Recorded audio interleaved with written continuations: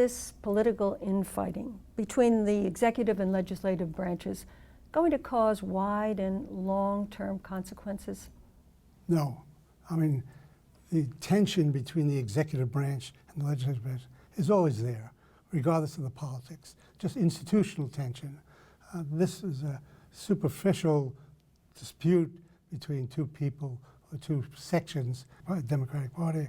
But the Democratic Party is always in disputes with itself. You don't think this is a little more serious in what's going on and what is not being accomplished? No, basically, people will ultimately resolve these things. The budgets will be passed, and we'll go forward in a collaborative way. How do you see this infighting? This is a very serious thing. It's, for instance, you had a Republican legislature. You got along with them. You got things done most of the time. I had a Democratic legislature, Democratic Senate for all 8 years. We got a tremendous amount done together. It's not hard. It's not difficult to get along and get things done. This is a legislature, as I said, with too many Democrats, so they fight with each other instead of fighting with Republicans. There aren't enough Republicans to give them a good enough fight, so they fight with each other.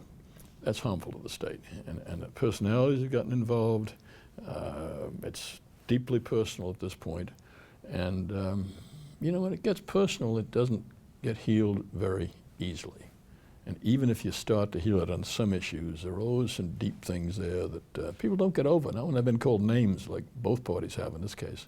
Is this an opportunity, do you think, for Republicans in the state to gain some ground in these upcoming elections in the Assembly? Well, we'll see. I prophesize that there'll be no substantial improvement in the Republican situation if this idea that Democrats are killing each other by fighting should manifest itself in great Democratic losses. We're not going to see that. Is this giving the GOP ammunition, do you think, Governor? No, the Republicans have got a real problem. I mean, it's much more of a Democratic state than it used to be. In addition, there's a Democratic gerrymander right now and has been for 10 to 20 years, which means even if they do get more votes, they probably won't elect anybody.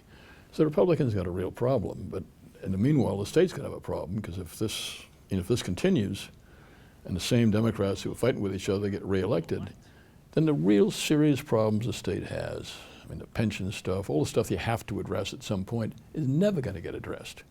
There are political analysts who have observed that this Democratic infighting is really all about the millionaires tax that the governor wants and the legislature is absolutely refusing to give.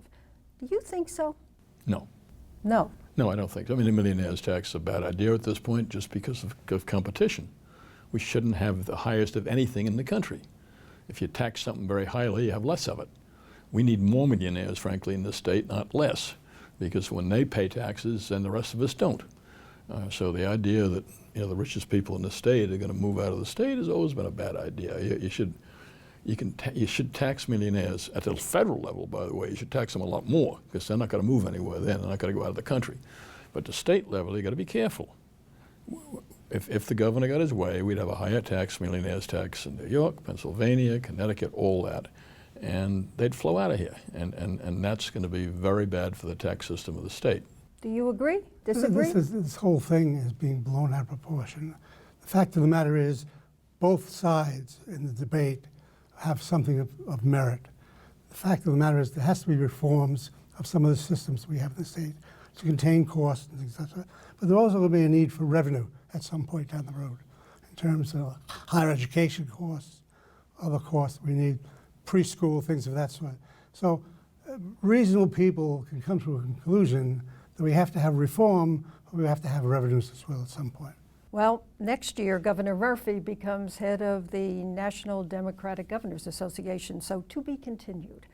Governor Kane, Governor Florio, thank you very much for sharing your views on this.